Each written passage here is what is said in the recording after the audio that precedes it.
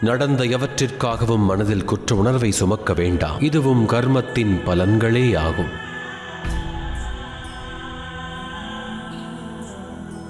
உனதன்னையின் இந்த முடிவை நான் ஸ்வீகரிக்கின்றேன். ஏனெனில் அவள் என்னுடைய இடத்தில் எனது வாரிசையும் தேர்ந்தெடுத்துள்ளாள். இதுவே முறையானதும் ஆகும்.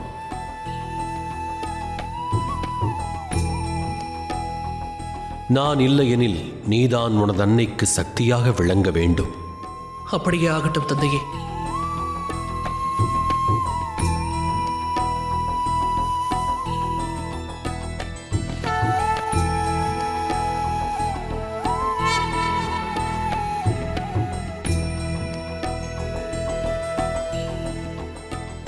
நினைவிருக்கிறதா மகனே? உனதன்னை உன்னை படைத்ததற்கான காரணமே எப்பொழுதும் நீ அவளுடன் இருக்க வேண்டும் என்பதே. அவளது துன்பத்திற்கு நீதான் வடிகால்.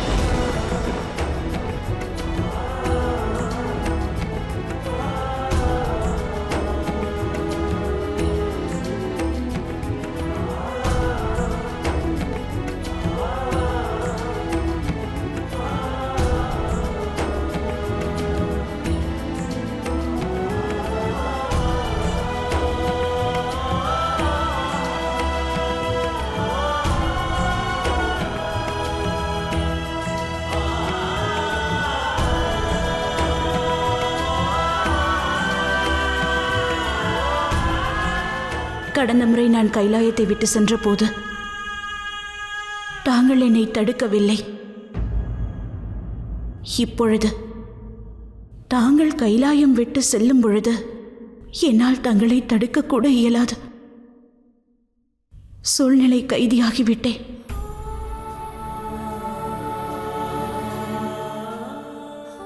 கௌரி, இப்பிரபஞ்சத்தின் எவ்விடத்திற்கு நான் சென்றாலும், எத்திசையை நோக்கி நான் பயணித்தாலும் மீண்டும் இவ்விடமே வர வேண்டும். இதுவே எனது வசிப்பிடமும் ஆகும். இது எனது இல்லம். ஏனென்றால் நீ இங்கு வசிக்கிறாய் கௌரி.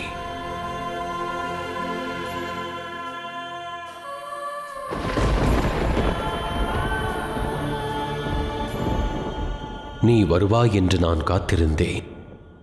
அதைப் போன்றே நான் வருவேன் என்று நீ காத்திருக்க வேண்டும்.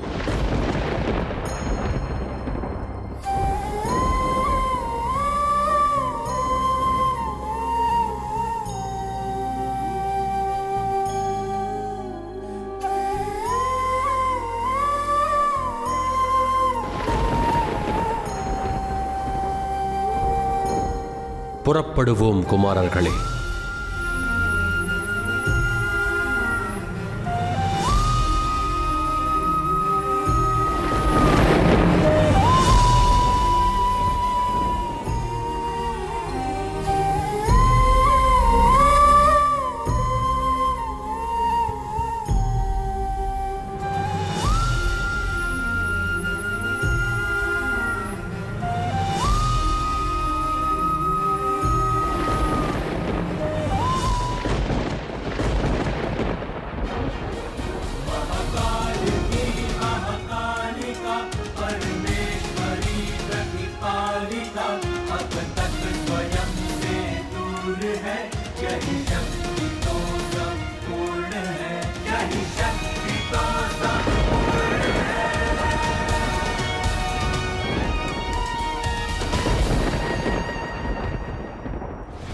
இறுதியாக என் நோக்கம் நிறைவேறிவிட்டது.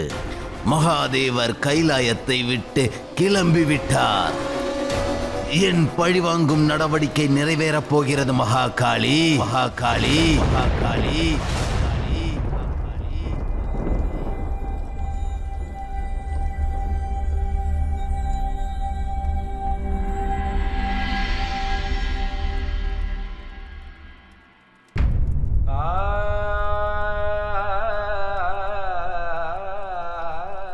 நான் மகாதேவரின் மனைவி பார்வதி என்று எனது கணவர் மகாதேவரை தங்களுக்கு தட்சணை தானமாக அளிக்க தயாராக உள்ளேன்.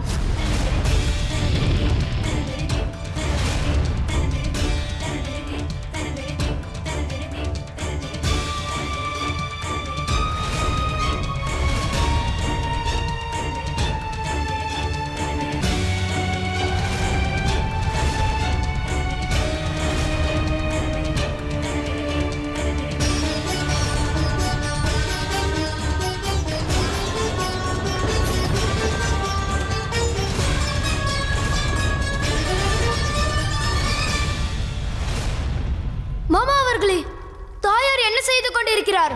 தனது இல்லமான கைலாயத்திற்கு ஏன் தீ மூட்டுகிறார்? நாம் உடனே தாயாரை தடுத்தாக வேண்டும். வேண்டாம் நந்தி, தேவி பார்வதியை தடுக்காதே. ஆனால் ஏன் மாமா? நாம் எப்படி தாயாரை தனது இல்லத்தை அழிக்க அனுமதிக்க இயலும்? சிவனும் சக்தியும் ஒருவரோடு ஒருவர் இணைந்தவரே. அவர்கள் உடல் ரீதியாக பிரிந்திருந்தாலும் கூட என்றும் அவர்கள் ஒன்றாகவே இணைந்திருப்பார்கள். ஆனால் நாம் ஒரு பொருளையோ அல்லது ஒரு நபரையோ தானமாக அளித்து விட்டால் அதன் மீதான பற்றை துறந்துவிட வேண்டும்.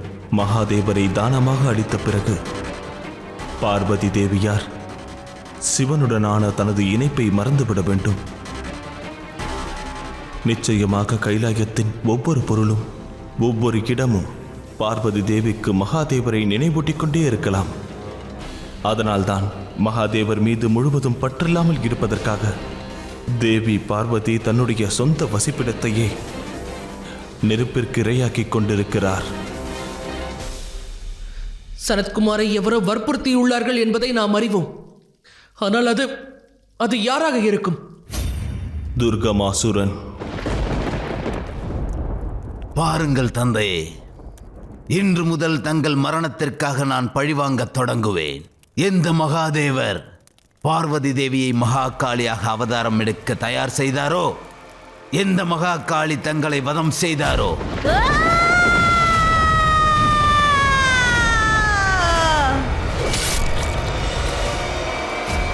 இனி அந்த துன்பத்தை அவர்கள்தான் அனுபவிக்கப் போகிறார்கள்.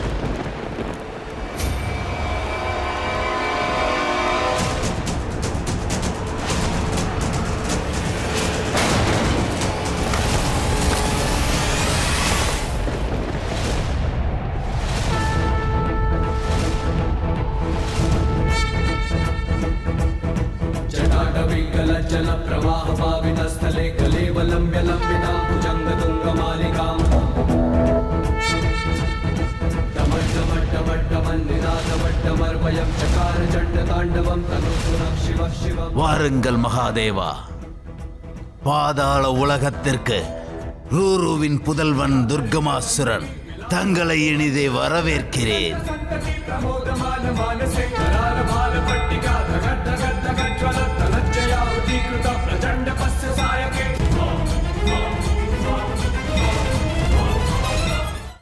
இவ்வாறு கைலாயத்திற்கு சனத்குமாரை அனுப்பி உனது இச்சையை நீ நிறைவேற்றியதன் மூலம் நீ உனது தந்தையைப் போல் பலசாலி மட்டுமல்ல, அவரை விடவும் திறன் பெற்றவனாயிருக்கிறாய். இனி தங்களை பாதாள லோகத்திற்கு அழைத்து வந்ததின் நோக்கம் என்னவென்று தெளிவுபடுத்தவா? மகாதேவா, இந்த நொடியிலிருந்து தாங்கள் எனது வாயில் காவலனாக பணிபுரிய வேண்டும். நான் தங்களை இந்த பொறுப்பிலிருந்து விடுவிக்கும் வரை நீங்கள் பணிபுரிய வேண்டும். அவ்வாறென்றால் கூறு துர்கமாசுரா, நான் வாயிற்காவலனாக உனக்கு எங்கு நிற்க வேண்டும்?